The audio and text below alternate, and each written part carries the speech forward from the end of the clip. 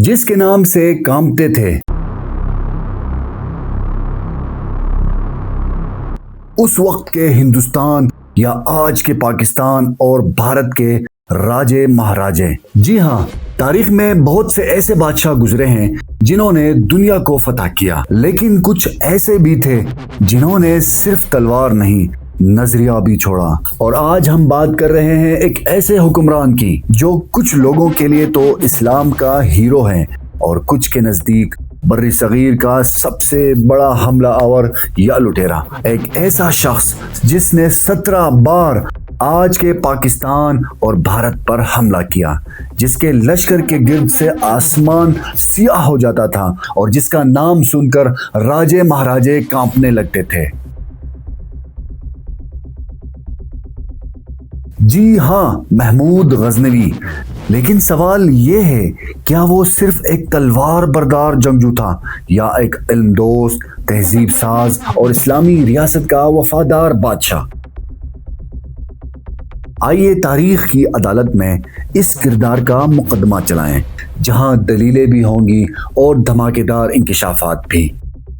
محمود 971 عیسوی میں پیدا ہوا۔ اس کے والد سبکتگین ایک ترک غلام تھے جو آہستہ آہستہ ترقی کرتے کرتے غزنی کے حکمران بنے۔ محمود نے اپنے والد سے بہادری، دانشمندی اور وفاداری سیکھی۔ جب اس نے حکومت سنبھالی تو اس کی نظر صرف ایک شہر پر نہیں بلکہ پورے خطے پر تھی۔ محمود نے اس وقت کے ہندوستان اور آج کے پاک بھارت پر 17 مرتبہ لشکر کشی کی۔ یہ حملے صرف فوجی نہیں تھے، یہ مذہب، طاقت اور سیاست کا امتزاج تھے۔ پہلا حملہ 1001 میں ہوا جب محمود نے ہندو شاہی حکمران جے پال کو شکست دی۔ اس کے بعد محمود نے ملتان کو فتح کیا، لاہور کو اسلامی سلطنت میں شامل کیا، گجرات، اجمیر اور تھانے سر جیسے علاقوں پر حملہ کیا۔ ہر بار محمود کی فوج زیادہ منظم، زیادہ تیز اور جنگی حکمت عملی سے لیس ہوتی۔ اس کے مقابلے میں ہندو راجے تقسیم شدہ، آپس میں لڑتے ہوئے اور غیر منظم تھے۔ اور پھر آیا وہ دن جس نے تاریخ کا رخ موڑ دیا، سومنات کا معرکہ۔ غزنی آج کے افغانستان میں واقع یہ وہ شہر ہے جہاں محمود غزنوی کا دارالحکومت تھا۔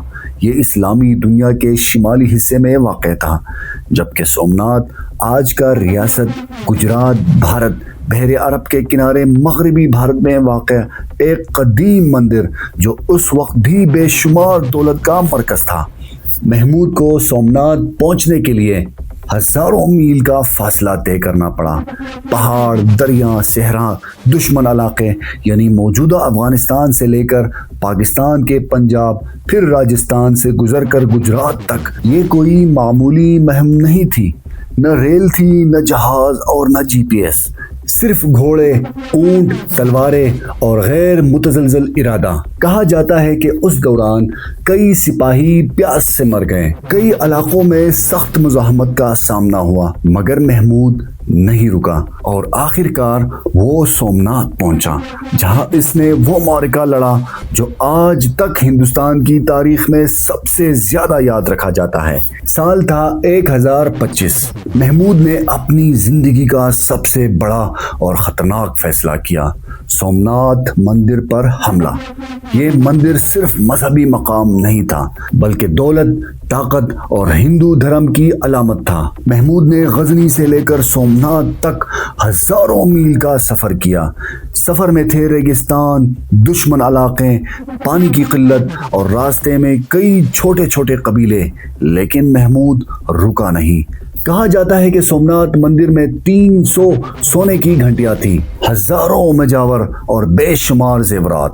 محمود نے حملہ کیا، بڑی لڑائی ہوئی، لاکھوں لوگ مارے گئے اور آخر کار مندر گر گیا۔ یہ حملہ آج بھی تاریخ کا متنازع ترین واقعہ مانا جاتا ہے۔ مسلمان اسے فتوحات کی علامت سمجھتے ہیں، جبکہ ہندو مورخین کے لیے یہ واقعہ تاریخی زخم بن چکا ہے۔ لیکن تصویر کا دوسرا رخ بھی ہے۔ محمود صرف جنگجو نہیں تھا، اسے علم، ادب اور سائنس سے گہری دلچسپی تھی۔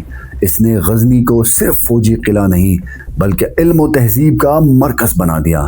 اس کے دربار میں بیٹھے تھے البیرونی جو فلسفہ، سائنس، ریاضی اور ہندو مت پر تحقیق کرتا، فردوسی جس نے شاہنامہ لکھا جو فارسی ادب کا عظیم شاہکار ہے، ابو ریحان محمد بن احمد جو ماہر فلکیات تھا۔ محمود نے لائبریریاں بنوائیں، مدارس کو دولت دی اور علم کو عام کرنے کی کوشش کی۔ اس نے غزنی میں اتنی ترقی کروائی کہ لوگ کہتے تھے اگر بغداد علم کا دل ہے تو غزنی اس کا دماغ ہے۔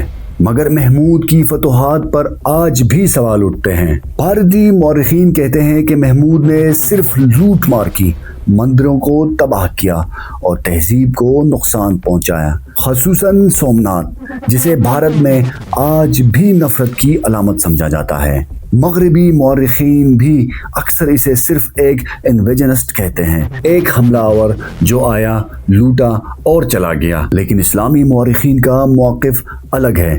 ان کے مطابق محمود نے بت پرستی کے خلاف جہاد کیا اور اسلامی ریاست کے استحکام کے لیے دولت اکٹھی کی۔ اب سوال یہ ہے کہ محمود غزنوی ہیرو تھا یا ایک حملہ آور؟ تاریخ آج بھی اس سوال کا حتمی جواب نہیں دے سکی۔ محمود 1030 میں دنیا سے رخصت ہوا، لیکن وہ ایک ایسا نقش چھوڑ گیا جو وقت کے ساتھ مٹنے کے بجائے اور زیادہ گہرا ہوتا جا رہا ہے۔ وہ ہمیں سکھا گیا کہ طاقت نظم سے آتی ہے، کہ علم جنگ سے بڑا ہتھیار ہوتا ہے، اور یہ کہ ایک حکمران کا اصل وارث اس کی سوچ ہوتی ہے۔ آج غزنی تباہ ہو چکا ہے، محمود کا مقبرہ خاموش ہے، لیکن اس کا کردار اب بھی دنیا کی تاریخ میں زندہ ہے۔ اب فیصلہ آپ کا ہے کہ محمود غزنوی ہیرو تھا یا ایک ایسا حملہ آور جس نے سرحد عبور کی مگر دل نہ جیت سکا۔ کمنٹس میں اپنی رائے دیں، لائک اور سبسکرائب کرنا نہ بھولیں۔ مجھے اجازت دیجیے، اللہ حافظ۔